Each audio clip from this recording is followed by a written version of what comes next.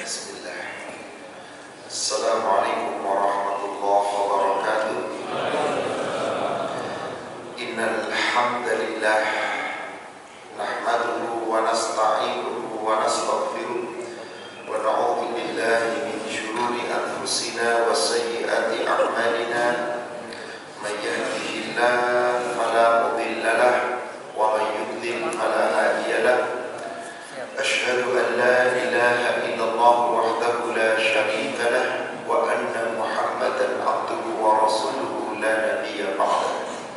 Allahumma shalli wa sallim wa barik ala Muhammadin wa ala alihi wa ashabihi ajma'in wa man tabi'ahum bi ihsan ila yaumiddin. Amma ba'd.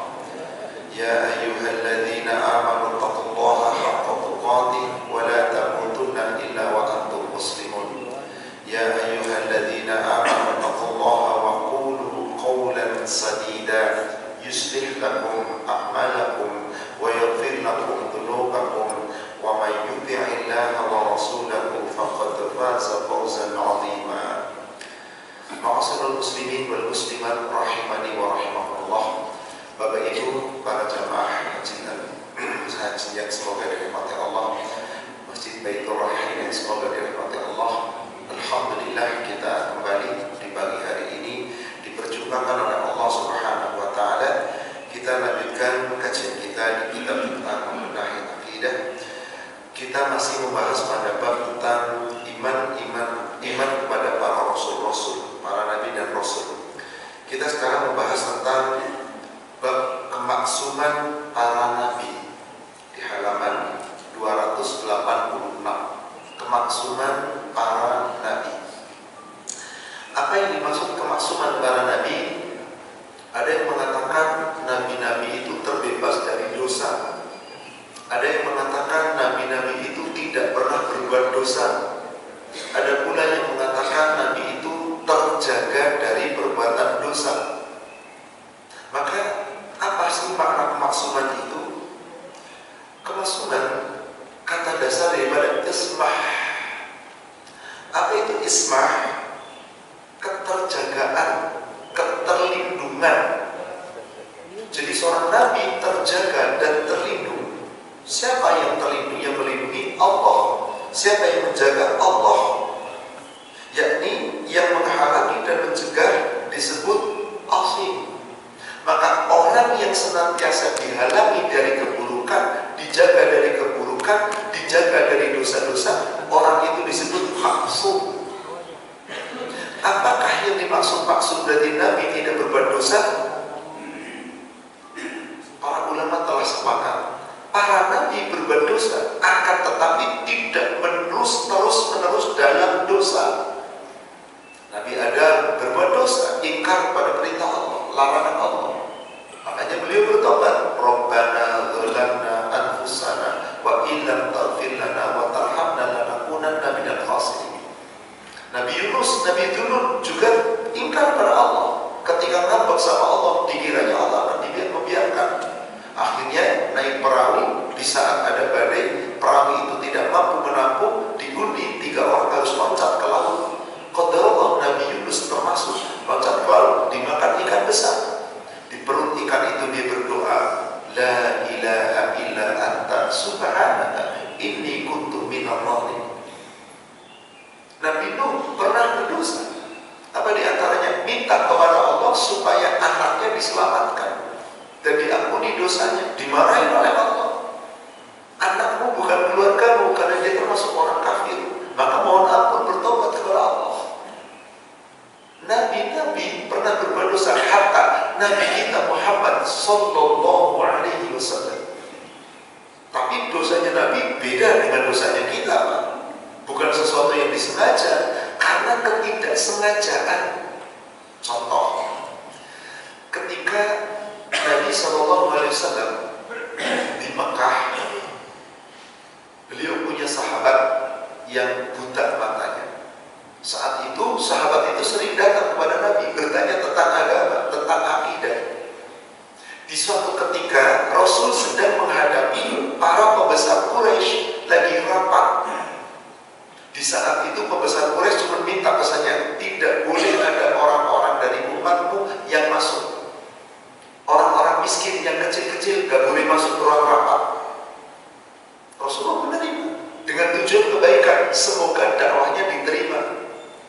terjadi? Subhanallah, Abu Umi Maktum masuk ke ruangan, buta nggak tahu dan Rasul nggak menyampaikan. Kira-kira di saat Abu Umi Maktum masuk dan ingin bertanya tentang agama, apa yang terjadi Rasulullah? Tidak menghardik, tidak mencela, tidak dengan kata-kata pun, tapi mukanya masam. Mukanya masam itu gimana Pak? Kecut ya Pak. Jadi Bapak diketahui orang yang gak Bapak sukai, kira-kira gimana mukanya? Gak ada senyumnya Pak. Kira-kira orang buta tahu gak kalau Rasul bermuka masam? Tidak. Allah turun ayat kan surat 80. Abasa wa tawalla an ja'ahul a'ma wa ma yudrika la'allahu yazakka aw yatadzakkaru fa'antahu dzikr. Kamu bermuka masam ketika datang kepada orang buta. Tahukah kamu bahwa Muhammad boleh jadi dia tak menyucikan diri? Amma man istaghna fa'anta lahu tanha. Giliran orang kaya datang, kamu senyum, kamu sambut. Pak, Bu, bedanya Rasul dapat teguran ayat kira-kira gimana Pak? Orang Jawa bilang mak jelek. Apa itu Pak? Langsung masuk di hati, langsung dirubah, gak pakai macam-macam. Samina wa langsung berubah. Mulai saat itu tidak pernah Rasul bermuka masam menghadapi siapapun. Kita kan begitulah. Inilah Nabi mahsum, terjaga Pak. Tidak dibiarkan oleh Allah terus menerus dalam dosa. Ketika Rasulullah SAW disindir oleh beberapa istri Nabi. Jadi ada salah satu istrinya Nabi, namanya Zainab. Beliau seorang wanita cantik yang pandai memasak dan pandai membuat kue. Ada makanan yang terbuat dari kurma dan campuran madu yang Rasul sangat suka.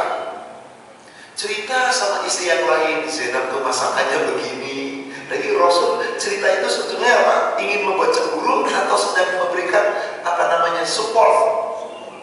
Gak ada niat jahatnya Pak. Akhirnya istri-istri yang lain kong kali kong, Hafsah, Aisyah, Ummu Salamah rebukan. Yuk kalau nanti Rasul datang kepada kita, kalau pulang dari rumahnya Zainab, bilang ya mulutnya bau bau pahit, mulutnya gak enak. Sebab pasti kalau dari rumahnya Zainab, Rasulullah cerita tentang makanan tadi, madu campur kurma yang nikmat. Maka semua sepakat, setiap dari rumahnya Zainab, isinya Rasul, ya Rasul kok mulut anda bau pahit, ya Rasul kok mulut anda bau pahit. Rasul langsung cemburu. Istri yang Rasul cemburu. Maka Rasulullah kemudian, demi Allah mulai sekarang saya haramkan madu, saya gak mau makan madu. Kira-kira apa tujuannya Pak? Menyenangkan istri yang lain biar gak cemburu lagi. Dan kalau gitu nanti kalau disediakan makanan oleh Zainab yang ada campuran madu, saya gak makan lagi. Tapi dengan kalimat demi Allah saya haramkan bagi saya madu. Maksudnya bukan madu haram, bukan haram saya makan madu. Ada orang makan maaf gak doyan jengkol, haram jengkol, haram, gak boleh ngomong itu Pak. Ada orang gak doyan kambing, haram kambing, gak boleh Pak. Sesuatu yang haram gak boleh diharamkan. Allah turunkan ayat surat At-Tahrim 66 ayat 1. Ya ayyuhan nabi, hai nabi, lima tuharrimu ma ahallallahu lak. Kenapa kamu mengharamkan apa yang Allah haramkan bagimu? Tabtaghi mardati azwaji, supaya kamu ridho, istri-istrimu ridho. Jadi tujuannya mengharamkan itu bukan untuk sesuatu kebencian Pak, biar istri yang lain senang. Inilah kesalahan Nabi Pak. Hanya bisa dihitung pakai jari. Kalau kita Pak, tetapi istighfar Nabi, tobatnya Nabi berapa kali Pak? Subhanallah. Abdullah bin Umar, semoga Allah meridhoinya, dalam hadis riwayat Imam Muslim, Rasulullah SAW bersabda, nas, hai sekalian manusia, tubu ilallah jami'a, bertobatlah kalian semua kepada Allah semuanya. Inni atubu ilaihi fi yaumin mi'ata marrah, sesungguhnya aku senantiasa bertobat kepada Allah dalam satu hari 100 kali. Dosanya beliau belum tentu satu Pak dalam satu hari. Satu belum tentu, tobatnya subhanallah 100 kali. Maka inilah yang disebut dengan maksum. Maka yang dimaksud dengan ismah di sini adalah penjagaan Allah bagi para nabi dari dosa-dosa dan kemaksiatan. Bukan tidak pernah berbuat dosa, dijaga oleh Allah. Maksudnya ketika nabi salah diluruskan, dan ketika diluruskan sami'na wa ata'na. Inilah kemaksuman para nabi. Mari kita lihatkan penjelasan seorang ulama besar, Syekhul Islam Ibnu Taimiyah rahimahullah. Dia berkata, menjelaskan perbedaan pendapat dalam masalah ini sekaligus menetapkan pendapat yang rajih, yaitu pendapat yang paling kuat dari pendapat tentang maksum. Para nabi maksum dalam apa yang mereka kabarkan dari Allah dan dalam tabligh, dalam menyampaikan risalah Allah kepada manusia, dan ini berdasarkan kesepakatan seluruh ulama, jumhur ulama. Maksudnya adalah nabi-nabi itu tidak pernah berdosa, tidak pernah berdusta dalam menyampaikan risalah. Maaf Bapak Ibu dapat kalimat dari seseorang, kalimat itu sampai kepada yang lain kira-kira ditambahin atau dikurangi? Ya tergantung Pak.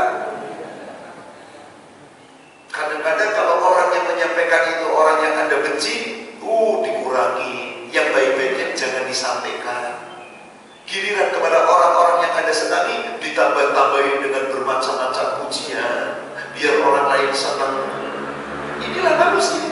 Kalau Nabi, setiap apa yang telah Allah firmankan disampaikanlah kepada umat melalui Nabi tadi, tidak ditambah, tidak dikurang sedikit pun. Maka Rasul itu disebut Sodukul Masduk, yang benar dan pasti benar, yang benar dan selalu dibenarkan. Apa-apa yang Rasul sampaikan pasti benar, karena Rasul tidak mungkin berdusta dalam menyampaikan risalah Allah. Sampai-sampai Allah katakan, siapa dari umatnya yang mentaati Rasul berarti mentaati Allah. Kenapa? Karena kebenaran Rasul. Jadi pertama yang disepakati seluruh ulama, beliau para nabi-nabi, diantaranya Rasulullah Muhammad SAW, maksud dalam menyampaikan risalah Allah kepada umat, jujur, benar, tidak pernah bersalah, selalu tepat sesuai dengan aturan Allah. Maka di surat An-Nisa surat 4 ayat yang ke-80, Allah Subhanahu wa taala berfirman, "Mayyuti'ir rasul faqad ata Allah."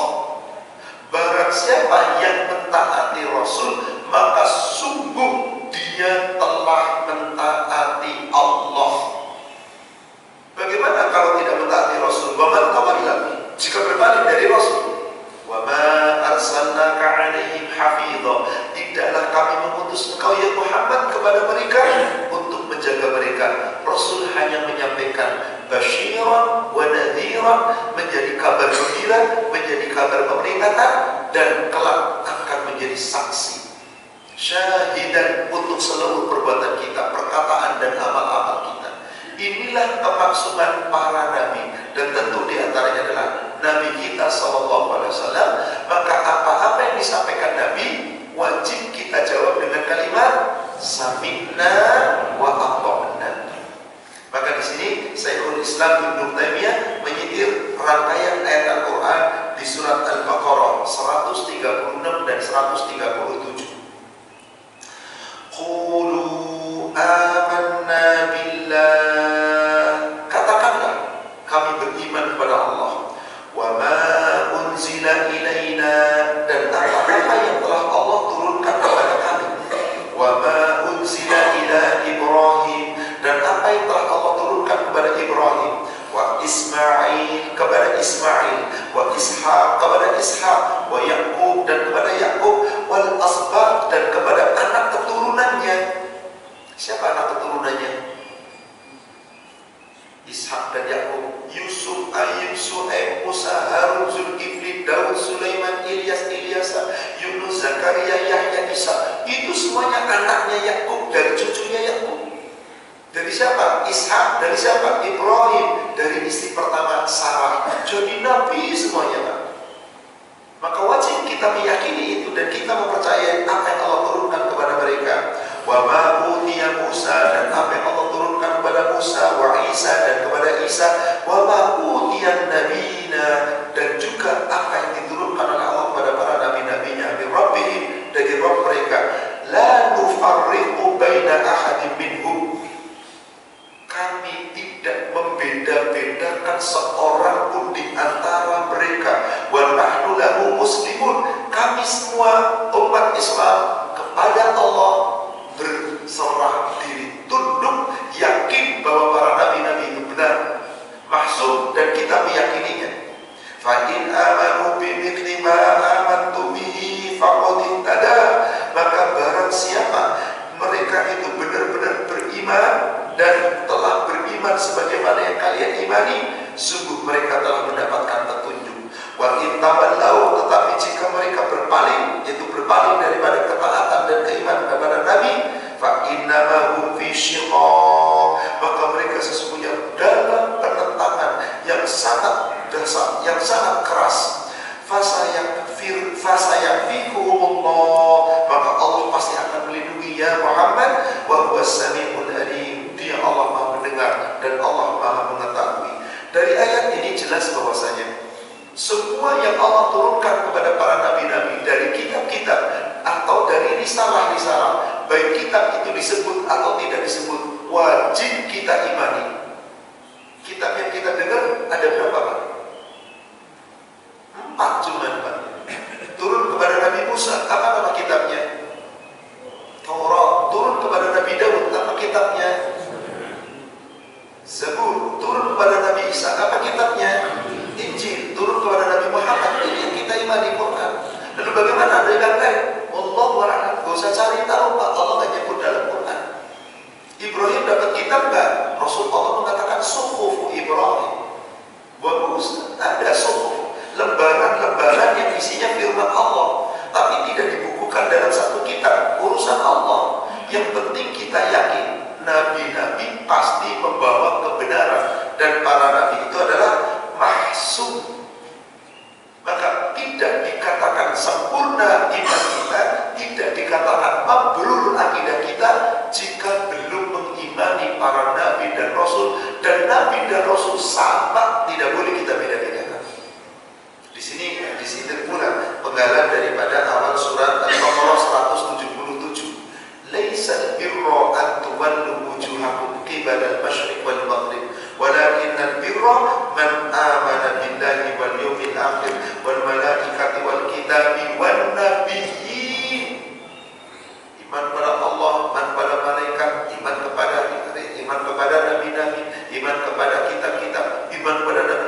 Maknanya seandainya iman kita kepada nabi-nabi belum sempurna, terutama kepada Nabi kita Muhammad SAW, maka belum sempurna. Laisal birra, tidak dikatakan orang yang mabrur.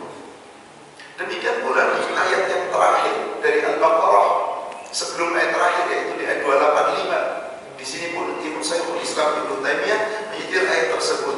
Amana rasulu bima unzila ilaihi min rabbih.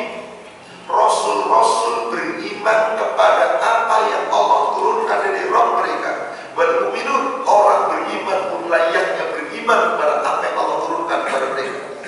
Kullun amana billah, mereka semua beriman kepada Allah, wa malaikatihi, beriman pada malaikatnya, wa kutubihi, kitab-kitabnya, wa rusulihi, dan rasul-rasulnya. La nufarriqu baina ahadin min rusuli, tidak ada satupun yang membeda-bedakan di antara rasul-rasul.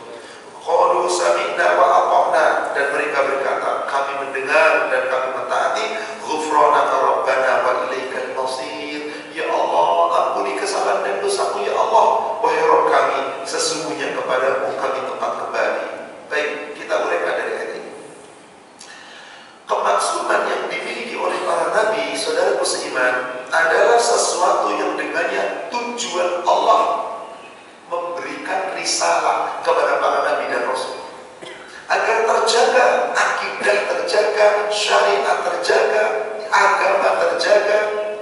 Sekarang saya tidak melebar, tetapi di sini pembahasan mengerucut kepada kemaksuman Rasulullah Sallallahu Alaihi Wasallam.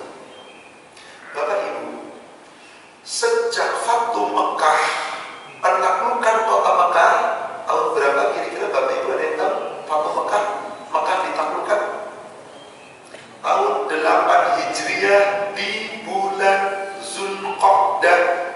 Ada yang mengatakan akhir bulan Syawal.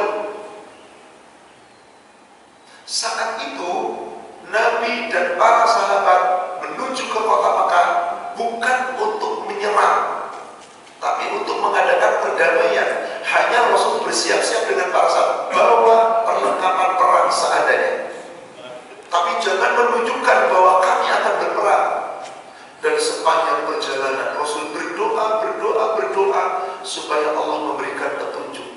Allahumma hdi qaumi innahu kana minadh dhalim, Allahumma fir qaumi innahu kana la ya'lamun. Ya Allah, berikan petunjuk kaumku, sesungguhnya mereka orang-orang sesat. Ya Allah, berikan ampunan untuk kaumku, sesungguhnya mereka orang-orang yang tidak tahu. Berdoa semoga Engkau tundukkan hati mereka tanpa ada perlawanan. Subhanallah. Bagaimana caranya? Begitu Nabi sudah mendekati kota Mekah, maka pamannya Nabi yang namanya Abu Sufyan dan para pembesar Quraisy ketika itu, diantaranya Khalid bin Walid, didatangi lebih dulu oleh Nabi. Bagaimana caranya? Nabi berdialog, kemudian turun wahyu Allah. Surat 8 ayat 38.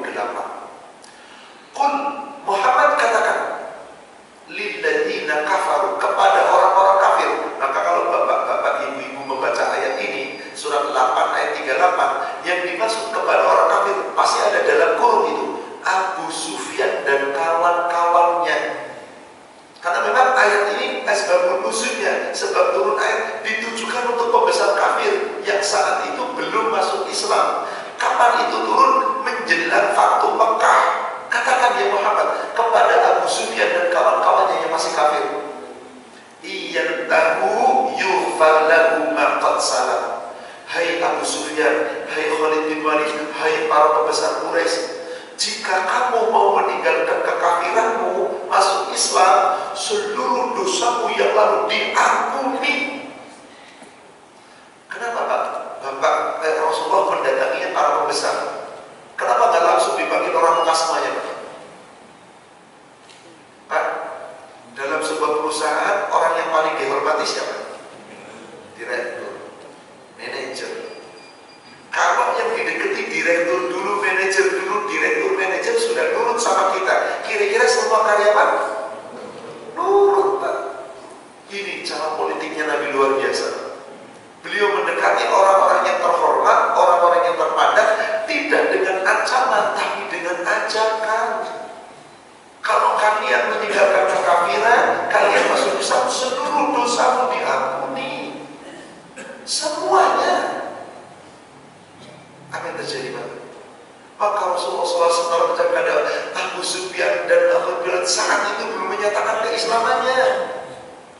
Begitu masuk kota Mekah, orang-orang Mekah ketika itu ketakutan, dikiranya mau diserang. Rasul mengatakan, siapa yang masuk ke rumahnya Abu Sufyan aman, siapa yang masuk ke rumahnya pembesar ini aman. Oh, berarti Rasul bukan untuk memerangi. Maka apa yang terjadi? Saat itu orang kafir Quraisy di Mekah berbondong-bondong mengucapkan syahadat setelah pembesar-pembesarnya masuk Islam. 99% barangkali masuk Islam semua. Maka turunlah surat An-Nasr. Sebelum turun surat An-Nasr, turunlah surat 48, surat Al-Fath ayat 1, ayat 2. Bismillahirrahmanirrahim. Inna fatahna laka fatham mubina. Sesungguhnya kami telah memberikan kepadamu ya Muhammad kemenangan yang nyata. Apa itu? Penaklukan kota Mekah ditundukkan oleh Allah melalui Rasul dan para sahabatnya tanpa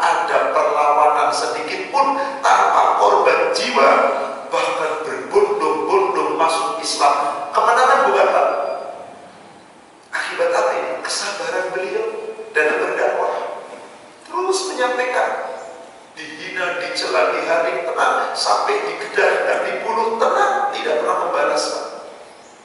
Subhanallah. Yang akhirnya kemudian apa?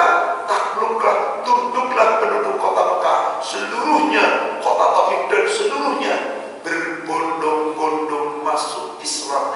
Inna fatahna laka fatham mubina. Dengan itu, lihat ayat keduanya dari surat Al-Fatih.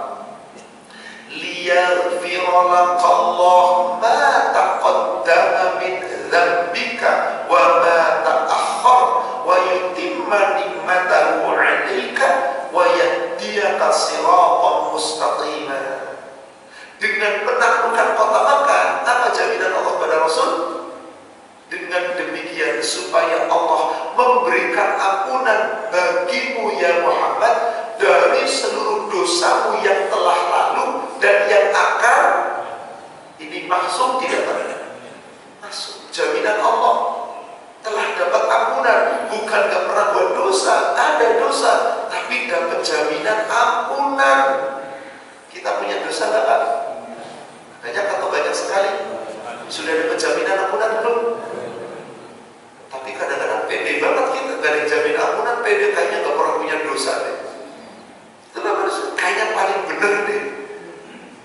Nabi tidak, Nabi Allah tidak demikian. Beliau sallallahu alaihi wasallam sudah dapat jaminan ampunan. Ini dia ayatnya. Liyaghfira lakallahu ma taqaddama min dzambik wa ma ta'akhkhar. Jadi sejak turun ayat ini, dosa Rasul yang lalu sampai yang akan datang, sampai beliau wafat, zero, nol, gak ada lagi dosa. Sudah seperti itu di ujung ayatnya apa? Yutimma nikmatahu 'alaika, dan kami sempurnakan nikmatnya kepadamu ya Muhammad, wa yahdiyaka siratan mustaqima, diberikan oleh petunjuk jalan lurus. Sejak saat itu Nabi lagi gak pernah berbuat dosa. Sejak saat itu tidak pernah berbuat dosa sampai wafatnya beliau. Ada yang begitu Pak paham? Subhanallah. Tapi apakah beliau tidak mau ampun? Setelah turun ayat ini, Rasul dapat jaminan ampunan. Mungkin kalau kita yes masuk surga, gue ampunan. Rasul makin banyak mohon ampunnya, Pak. Makin mawas diri, makin rendah diri di hadapan Allah, Pak. Maka turunlah surat An-Nasr. Kapan turun surat An-Nasr? Di saat beliau setelah perang Hunain, kemudian membagi harta rampasan perang di Mekah. Di Mekah di saat beliau hendak pulang menuju ke Madinah. Apa itu surat An-Nasr? Surat 110, surat Idza Jaa. Kita kenalnya surat apa Pak? Idza Jaa. Ya benar Pak. Iya surat Idza Jaa. Mana ada surat Idza Jaa? Ketika datang, lagi mana ada surat ketika datang? Surat Al-Kafirun, Qul ya ayyuhal kafirun. Surat apa? Qul ya. Ini umat Islam Indonesia itu senang banget menggal-menggal ayat. Surat Qulhu ya Allah. Al-Ikhlas kan Qulhu kan Pak. Jadi awal ayatnya dipegal Qulhu, Qulhu Allah, Qulhu, Qul ya ayyuhal, Qul ya. Idza jaa nasrullah, surat Idza jaa, bukan surat An-Nasr, surat Al-Ikhlas, surat Al-Kafirun. Qul huwallahu, qul a'udzu birabbin nas. An-Nas itu lumayan benar Pak, betul An-Nas. Qul a'udzu birabbil falaq, Al-Falaq masih benar ya itu, tapi yang qul tadi pertama. Baik, Bapak Ibu, turun surat An-Nasr. Apa berita dari Allah dari surat An-Nasr? Ini adalah surat yang paling terakhir turun. Di surat ini turunnya di Mekah, tapi nama suratnya apa? Kedudukannya Madaniyah. Maksudnya bukan turun di Madinah, yang itu turun setelah Rasul hijrah. Bisa jadi turunnya di Mekah. Maka surat An-Nasr apa? Makkiyah atau Madaniyah? Madaniyah. Karena Rasul sudah hijrah, turunnya di Mekah setelah Fathu Mekah. Maka Allah katakan idza jaa nasrullahi wal fath, ketika datang pertolongan kepada Allah dan kemenangan, sayadkhuluna fi dinillahi afwaja, maka umat manusia di Mekah dan sekitarnya dalam agama Allah, masuk Islam berbondong-bondong dengan membawa kemenangan. Perhatikan Bapak Ibu, ayat 3-nya disuruh apa oleh Allah? Fasabbi, maka bertasbihlah dengan menyuci nama Rabbmu, menyucikan nama Rabbmu, bihamdi rabbika, dan dengan memuji nama Rabbmu, wastaghfir, dan mohon ampunlah. Disuruh apa Rasul di situ, Pak? Mohon. Pertanyaan saya, Rasul masih punya dosa nggak? Masih punya dosa nggak? Kan tadi sudah turun surat Al-Fat. Kok kita disuruh mohon ampun? Subhanallah. Turun pula surat Muhammad, surat 47 ayat ke-19. Apa di ayat itu? Fa'lam annahu la ilaha illallah. Maka ketahuilah hai Muhammad, sampaikan kepada umat bahwasanya tidak ada ilah yang berhak disembah dengan sebenar-benarnya sesembahan illallah, kecuali Allah. Fastaghfir li dzambika walil mu'minina wal mu'minat. Maka ya Muhammad, beristighfarlah, mohon ampunlah atas dosa-dosamu dan atas seluruh dosa kaum muslimin dan muslimat, mukminin dan mukminat. Jadi Rasul tetap disuruh mohon ampun nggak, Pak? Masih punya dosa kan? Enggak, Pak. Disuruh mohon, nurut apa tidak? Kalau kita, semoga nurut.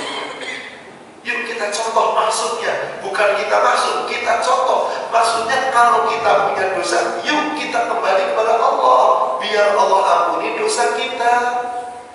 Nabi sudah dapat jaminan ampunan, masih mohon ampun, disuruh lagi oleh Allah. Bapak Ibu tahu apa doa yang dibaca Rasul dalam rukuk dan sujud? Subuhun qudusun rabbul malaikatu war ruh. Subhana rabbiyal azim saat rukuk, subhana rabbiyal a'la saat sujud, dan banyak doa-doa yang dibaca Rasul. Apa yang terjadi setelah Fatu Mekah, setelah turun surat An-Nasr? Hadis sahih riwayat Imam Muslim dari Ummul Mukminin Aisyah. Mundu nazalat hada ayat, setelah turun ayat ini, yakni surat An-Nasr ayat yang ketiga, apa tadi? Fasabbi bihamdi rabbika wastaghfir, maka bertasbihlah, sucikan nama Rabbmu dan memuji nama Rabbmu dan mohon ampun. Karena Rasulullah SAW yuksiru doa fil ruku' was sujud, adalah Rasulullah SAW memperbanyak doa di dalam ruku' dan sujudnya. Apa Bapak Ibu doa yang Bapak Ibu baca dalam ruku' dan sujud? Subhanaka Allahumma Rabbana wa bihamdika Allahumma firli. Maha suci Kau ya Allah ya Rabb kami, dengan memuji namamu ya Allah, aku mohon ampun kepadamu ya Allah.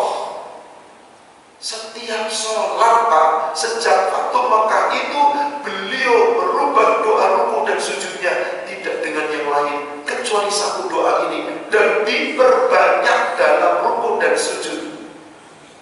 Ada Pak, Bu yang sudah membaca doa ini? Ya kita. Rasul sudah membaca doa ini. Beliau disuruh Allah, sudah dapat jaminan ampunan, maksum, tapi tetap disuruh bertobat. Mari kita bertobat. Dan Rasul berulang-ulang di dalam rukuk dan sujud. Kalau kita beda, Ustaz boleh nggak kalau lagi sujud terakhir baca doa tapi pakai bahasa Indonesia? Pasti pengen minta dunia, pasti. Coba aja. Kenapa sih nggak pakai bahasa Arab? Saya nggak bisa bahasa Arabnya. Ya makanya, boleh nggak pakai bahasa kita, pakai bahasa Indonesia? Boleh nggak Ustaz kalau nggak pakai bahasa Indonesia, tapi doanya dalam hati masih tetap baca ini. Kenapa sih tidak dengan doanya Nabi? Pada doa ini pujianmu kepada Allah, sanjunganmu kepada Allah, permohonan ampunmu kepada Allah, Allah akan berikan kebaikan, nikmat yang baik dalam hidup. Dan doa-doa yang Rasul telah contohkan di dalam sholat, tanpa nambahin, tanpa ngurangi, sudah mencakup Rasul begini, mempertemukan dua jari tangannya di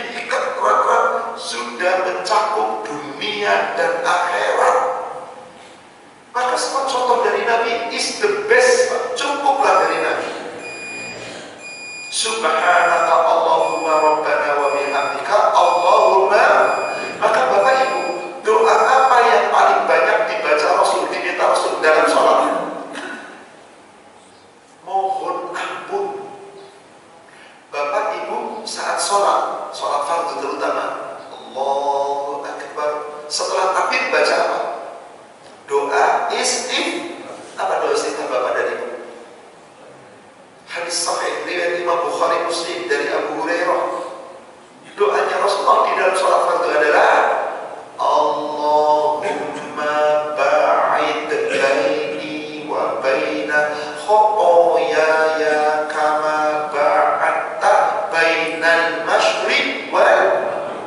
Ini aneh pada negara kita. Oh, itu mah doanya Muhammadiyah. Kalau ini wajah itu mah doanya NU.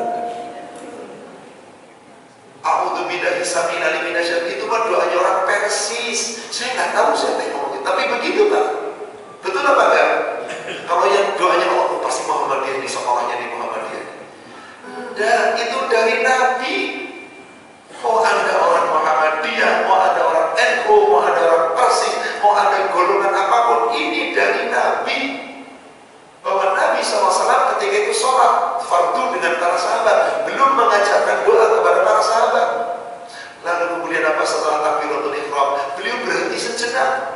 Maka Abu Hurairah bertanya, ya Rasulullah, tadi setelah takbir Anda berhenti sejenak, apa sih yang Anda baca? Aku membaca Allahumma ba'id baini wa baina khotoyaya kama ba'adta bainal masyriq wal maghrib. Ya Allah, jauhkan antara segala kesalahan dan dosa-dosaku ya Allah, sebagaimana jauhnya jarak antara timur dan barat. Allahumma silni min khotoyaya kama yunaqqa thawbul abyadu minad danas. Ya Allah, bersihkan seluruh kesalahan dan dosa-dosaku ya Allah, seperti kain yang telah bersih, yang putih dan bersih dari kotoran. Allahumma silni min khotoyaya bil ma'i wal thalji wal barad. Ya Allah, bersihkan segala kesalahan dan dosa-dosaku ya Allah dengan air, dengan embun, dengan salju. Baru takbiratul ihram sudah minta ampun Pak. Subhanallah. Bahkan di waktu sholat malam, sholat tahajud, apa yang dibaca Rasulullah istighfarnya? Begitu Allahu Akbar, beliau memuji Allah dulu, menyanyi Allah, menyerahkan dirinya kepada Allah. Wajjahtu wajhiya lilladzi fattara samawati wal ardi hanifan, seterusnya sampai wa ana minal muslimin. Setelah itu menambahkan Allahumma antal maliku la ilaha illa anta Rabbi wa ana abduka dhalamtu nafsi wa tarabtu bi dzambi faghfirli fa innahu la yaghfiru dzunuba illa anta. Aku dosa, aku salah, dan menyerahkan diri kepada Allah dan mohon ampun. Gak punya dosa, aku dosa Pak. Subhanallah, ini maksud. Gak punya salah, aku salah. Heran apa enggak nih Pak? Ada orang begitu? Oh, salah aja gak pernah aku salah. Ini aku salah, padahal gak punya salah. Subhanallah. Ini doanya Nabi. Terus Pak, di dalam doa sholatnya beliau yang paling banyak diminta itu ampunan. Ruku sujud minta ampun. Duduk antara dua sujud, apa doa Bapak dan Ibu? Rabbil firli warhamni wahdini wa'afini warzuqni. Minta ampun dulu, ya Allah, ampuni aku, sayangi aku, berikan aku petunjuk, selamatkan aku ya Allah, jagalah aku, dan ya Allah berikan aku rizki. Rizkinya tuh paling ujuban. Kita mau sholat aja mikirnya rizki menurun kok. Subhanallah. Bapak Ibu, sebelum salam apa doanya Nabi? Setelah tasyahud akhir, doa yang diajarkan pula kepada mertuanya. Siapa mertuanya Rasul? Salah satunya Abu Bakar Siddiq. Hadis sahih dari Imam Muslim. Abu Bakar mendatangi Nabi dan berkata, ya Rasulullah, wahai Rasulullah. Abu Bakar itu apa ya? Mertuanya Nabi. Bapak kalau manggil menantu gimana Pak? Lu sini Pak. Ya kan? Mertua manggil mantu, ya Rasulullah. Indahnya. Coba Pak, kalau punya menantu, panggillah namanya yang baik. Atau panggil kalau orang Jawa ya Mas, orang Sunda ya panggillah dengan panggilan yang baik. Panggil namanya Mas siapa, Mas Bulan. Saya yakin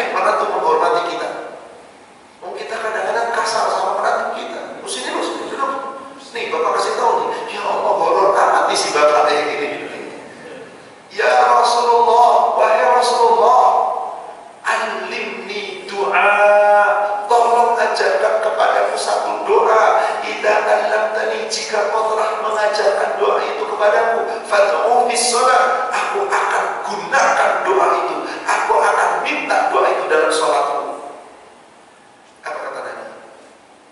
Ya Abu Bakar, qul, wahai Abu Bakar, ucapkanlah, Allahumma inni zalamtu nafsi zulman katsira wa la yaghfiru dzunuba illa anta faghfir li maghfiratan min indika warhamni innaka antal ghafurur rahim. Ada bapak-bapak ibu yang sudah hafal ini? Tolong dihafal dan tolong kita baca. Nabi sudah gak punya dosa, mengatakan apa? Ya Allah, sesungguhnya aku telah banyak mendolimi diri sendiri. Gak punya dosa, Pak. Ngaku dosa mendolimi diri sendiri, telah banyak zalamtu dzulman katsira. Ini Nabi, Pak. Minta ampun lagi. 95% doa Nabi di dalam sholat minta ampun. Begitu salam, apa Pak? Salam ke kanan, salam ke kiri. Apa yang dibaca? Ya Allah, minta ampun lagi. Assalamualaikum. Sauban menyatakan ini, hadisnya sahih riwayat Imam Bukhari Muslim. Anna Rasulullah sallallahu alaihi wasallam idan sarafa ila salat, bahwasanya Rasulullah sallallahu alaihi wasallam apabila sudah selesai berpaling dari salat, salam ke kanan, salam ke kiri, fastaghfirullah 3 marrat, istighfar 3 kali, astaghfirullah, astaghfirullah, astaghfirullah, Allahumma antas salam wa minkas salam, dan sampai selesai.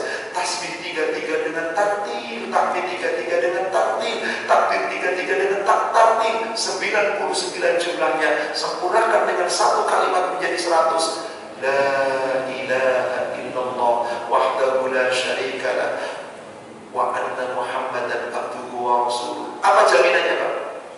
Ghufirat lahu khotayahu walau kanat mithla zabadil bahr. Allah ampuni dosa-dosanya meskipun sebanyak buih di lautan. Maaf, banyak umat Islam kami sholat dan miskin. Ada yang boleh? Assalamualaikum, assalamualaikum. Berbeda tidak ada. Kabur, Pak. Ya logis baik doa. Ada loh, Pak. Tapi di sini sih nggak ada, insya Allah. Ya Allah, betapa baik manusia. Wahai saudara muslimat, kita itu tidak maksum demi Allah. Gak ada kita bebas dari dosa. Maka Nabi SAW di dalam hadis yang diriwayatkan oleh Imam At-Tirmidzi dan Ibnu Majah dari sahabat Anas bin Malik, kullu bani Adam khata'un, setiap manusia itu banyak dosanya. Yuk, ada yang berani ngomong gak punya dosa? Tunjuk tangan. Kan bener, Pak. Nabi yang udah diampuni dosanya masih merasa punya dosa kok. Kullu bani Adam khata'un, setiap anak Adam itu banyak sekali dosanya. Mana yang lebih baik? Wa khairul khata'in at-tawwabun, sebaik-baik orang yang banyak berdosa, yang banyak bertobat. Bapak Ibu pengen nikmat hidupnya? Banyak-banyak istighfar, bertobat. Dijamin oleh Allah, diberi kenikmatan hidup. Surat 11 ayat ketiga. Surat 11 ayat ketiga. Allah Subhanahu wa taala berfirman, "Wa anistaghfiru rabbakum tsumma tubu ilaihi." Dan hendaklah kamu sebagai manusia beristighfar, mohon ampunlah kepada Rabbmu dan bertobatlah kepadanya. Yumatikum mata'an hasana ila ajalin musamma, niscaya Allah akan memberikan kepada kamu kenikmatan yang baik terus menerus sepanjang hidupmu, ila ajalin musamma, sampai waktu yang ditentukan. Jadi ketika kita ingin nikmat hidup, istighfar yang banyak, tobat yang banyak, Allah akan berikan kenikmatan. Maka ketika Nabi Nuh umatnya zalim, disuruh apa? Fastaghfirullah, minta ampunlah kepada Allah, nanti Allah akan memberikan kenikmatan. Allah turunkan hujan, Allah berikan rezeki yang banyak, Allah berikan anak yang banyak.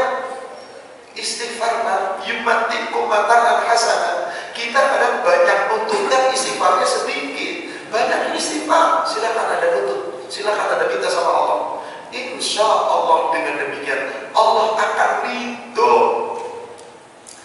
Di halaman 289 ini ada sebuah hadis. Hadis ini sahih diriwayatkan oleh Imam Bukhari dan juga oleh Imam Muslim dari sahabat yang bernama Abdullah bin Mas'ud, juga dari Abu Hurairah. Dilihat di sini, Allahu afrahu bi taubati abdihi min rajulin nazala manzilan. Allah lebih gembira, lebih berbahagia dengan taubat seorang hamba daripada seorang laki-laki yang singgah di satu tempat. Jadi kisahnya begini, Pak. Atau saya ingin bertanya dulu, Pak, Bu, tolong jawab pertanyaan saya dengan benar, dengan jujur. Ada dua kasus. Kasus pertama, Bapak Ibu punya barang sangat berharga, yang harganya sangat mahal, yang sangat penting, hilang. Kasus pertama.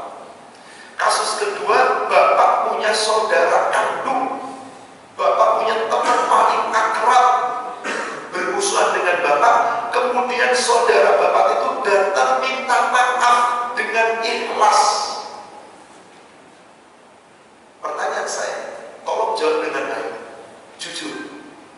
Kalau Bapak barangnya tadi yang sudah dicari-cari berpekan-pekan, berbulan-bulan gak ketemu, udah sedikit pasrah, tiba-tiba ketemu tanpa ada kekurangan sedikit pun, dengan saudara yang salah datang minta maaf, Bapak barang hilang, senang apa enggak ketika ketemu? Senang, Bu? Teman saudara yang tadinya bersalah datang minta maaf, senang apa enggak? Tolong jawab dengan jujur. Senang mana? Saudara Bapak datang minta maaf atau barang Bapak ketemu? Tuh, gak berani jawab. Sudah jawabannya 100%, barangnya ketemu. Beneran, Pak? Andai kata bapak-bapak saudaranya sudah minta maaf dengan tulus, senang, tapi barangnya belum ketemu, masih manyun. Tapi ketika barang ketemu, gembira, saudara gak minta maaf, masa bodoh, neraka dia. Bener apa kan? Bagaimana dengan Allah, Pak? Secara lengkap hadisnya di dalam riwayat Imam Muslim dari Abu Mas'ud, beliau sallallahu alaihi wasallam bersabda, Allahu asyaddu faraha bi taubati abdihi bi dhallatihi idza wajadaha. Allah lebih gembira ketika seorang hamba berbuat kesalahan dan dosa, bergelimang dengan dosa, datang kepada Allah, bertobat mohon ampun, datang kepada orang yang disakitinya, berminta maaf. Allah sangat gembira, lebih gembira dari seorang hamba yang kehilangan barang yang sangat dicintainya, ketemu lagi. Karena di hadapan Allah lebih berharga taubat dibandingkan harta seluruh dunia dan seisinya. Benar apa benar, Pak? Subhanallah. Maka orang-orang yang di dunia tidak bertobat, wabil khusus orang-orang kafir, ketika kepada Allah berjumpa nanti di yaumil akhir dan meminta ampunan dengan menebus dosa, bisakah dosanya ditebus? Hatta menebus dengan emas sepenuh bumi. Kebayang gak Bapak Ibu emas segede bumi, Pak? Pernah gak lihat emas segede dunia? Kalau emas segede bola dunia ada gak? Ada. Bola dunia yang segede bola tenis terbuat dari emas murni, bisa. Tuh bola dunia yang bola itu yang piala dunia itu dilapis emas, bisa. Tapi dunia benar-benar jadi emas. Andai kata mereka ingin menebus dosanya dengan itu, ma tuqbila minhum, gak diterima, Pak. Surat 3 surat Ali Imran ayat ke-91, Allah Subhanahu wa taala berfirman, innal ladzina kafaru, sesungguhnya orang-orang kafir itu, wa matu wa hum kufar, andai kata mereka mati dalam keadaan kekafiran, fala yuqbala min ahadihim milkul ardi dhahaban walau iftadat, tidak akan diterima tebusan dosa-dosanya itu dengan emas sepenuh bumi sekiranya hendak menebus dosanya. Yang diterima, Pak. Sebab ulaika lahum adzabun alim wa ma lahum min nasir. Mereka itu mendapatkan siksa yang sangat pedih dan mereka tidak dapat menolong. Jadi gak berguna harta kekayaan. Maka apa kata Allah tadi? Kalau Anda berbuat dosa dan Anda datang memohon ampun, datang meminta maaf dengan tulus dan ikhlas, Allah sangat gembira, lebih gembira dari seorang hamba hilang barang paling berharga, ketemu kembali, Pak. Hadis ini diriwayatkan oleh Imam Bukhari dengan asbab urus, ada sebabnya, Pak. Apa itu? Jadi kisahnya, Pak, ada seorang laki-laki dalam safar mencari maisha, berdagang. Semua harta dagangan ada di punggung unta. Bahan makanan dan minuman perbekalan ada di punggung unta. Ketika dalam perjalanan panjang, dia lelah, dia istirahat di sebuah batang pohon. Untanya ditambah, kemudian dia tidur di bawah pohon. Saat dia bangun, untanya rahim di padang pasir. Pak, Bapak bisa bayangkan nggak kalau Bapak begitu, Pak? Di tempat yang sangat luas, yang tidak ada pedagang, tidak ada mata air, semua perbekalan makanan minuman, harta semuanya di otak-otaknya hilang. Kebayang nggak, Pak? Kalau Bapak mengalami itu, apa yang Bapak inginkan? Ya Allah, hartaku, otakku, ya Allah, hartaku. Sebab kematian terbayang, Pak. Padang pasir sangat luas. Maka yang diinginkan orang itu apa? Kembalikan hartaku. Dia berdoa, ya Allah, kembalikan. Akhirnya dia saking putus asanya gak kembali-kembali, sudah tertidur lagi. Begitu terbangun, otaknya sudah di hadapannya tanpa ada kekurangan sedikit pun. Senang apa senang banget? Apa yang diucapkan oleh laki-laki tadi? Alhamdulillah binikmati tatimmus salihah. Allahumma antal maliku wa anta abdu. Segala puji bagi Allah, segala kenikmatan sempurna. Wahai Allah, aku ini Tuhanmu, Engkau adalah hambaku. Kurang ajar ini, Pak. Kalau Fir'aun ngomongnya apa? Ana rabbukumul a'la. Aku Tuhanmu yang maha tinggi. Tapi gak pernah ngomong Tuhan itu hambaku, gak pernah. Jadi ini lebih durhaka dari Fir'aun, gak? Kira-kira orang ini berbuat dosa sengaja atau kecelindut? Saking senangnya, Pak. Saking senangnya. Kadang-kadang di suami saya pernah mengalami, Pak, ini benar-benar kejadian. Pengen bercanda tapi kecelindut. Mengenalkan istri, kemudian harusnya kan ini mantan pacar gitu kan, kenalkan ini mantan istriku, kecelindut, Pak, saya tak merasa salah, ini mantan istriku. Sudah, saya nggak sadar ketika itu. Dan sebanyak teman ini agak maju, ini ada apa? Begitu sampai rumah, bos udah bener-bener, Mas mau menceraikan saya ya? Hah? Saya nggak menceraikan kamu. Mas tadi kenalin ini mantan istri saya. Astagfirullah, bener. Iya Mas, ya Allah, ini kecelindut. Wah, nggak bisa Pak. Harus dengan bermacam-macam. Inilah sebetulnya itu kadang-kadang manusia demikian, berkata A, ternyata yang tertular B. Tadi Pak, ya Allah, Engkau hambaku, aku ini Tuhanmu. Allah tertawa, Allah maafkan kesalahannya. Maka tadi Allah lebih gembira ketika seorang hamba datang mohon ampun pada Allah. Kemudian lebih gembira dari seorang hamba menemukan barangnya yang hilang. Itulah Nabi teladan kita. Meskipun maksum tetap bertaubat.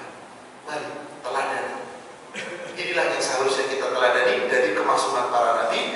Tentu kita harus mengakui bahwa kita adalah makhluk yang banyak berbuat kesalahan dan dosa.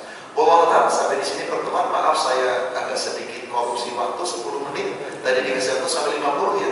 Tapi Pak Arif, para jamaahnya nggak protes, Pak. Alhamdulillah. Saya takutnya Pak Arif protes nih sebagai Afwan, karena ini betul harus kita memahami. Insya Allah nanti berikutnya kita membahas bagaimana cara kita mohon ampun kepada Allah. Dengan apa kita mohon ampun kepada Allah? meneladani kemaksuman para nabi dan rasul, terutama Nabi kita Muhammad sallallahu alaihi wasallam. Insyaallah kita akan membahas di halaman 290 pada pertemuan yang akan datang insyaallah. Wallahu a'lam. Demikian Bapak Ibu jemaah sekalian kajian kita pada kesempatan ini. Semoga Allah memaafkan dan mengampuni kesalahan dan dosa kita, karena kebenaran hanya dari Allah dan Rasulnya, kesalahan tentu dari kita semua. Mari kita sama-sama akhiri dengan doa kafaratul majelis. Subhanallahumma wa bihamdika asyhadu an la ilaha illa anta astaghfiruka wa atubu ilaik. Alhamdulillah billahi fi sabilil haq. Assalamualaikum warahmatullahi wabarakatuh.